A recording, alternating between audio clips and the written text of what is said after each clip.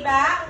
So, magta-times daw tayo gamit ang 10, 100, at 1,000. Okay, halimbawa, number 1. Tingin po dito ha, kasi yung klase na ito, hindi siya mahirap, basta intindihin nyo lang. Okay po? Okay, start. 85 times 10 muna ako. 10.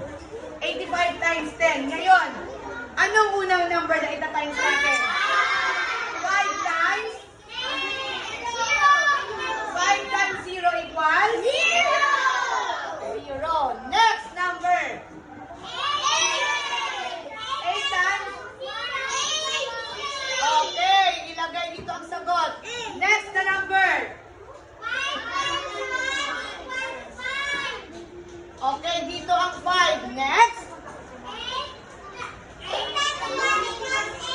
8 times 1 equals 8. Very good. Anong gagawin? Ipa-plus. Dahil wala siyang kasama, i-bring down 5 at siya din 8. Magkano sagot natin?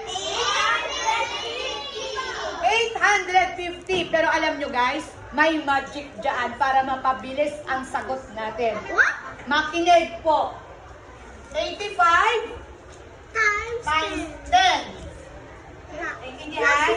Tatanggalin ko ang 0. Tatanggalin ang 0. So, 85 times 1 na, di ba? Magkano sagot? 85, di ba?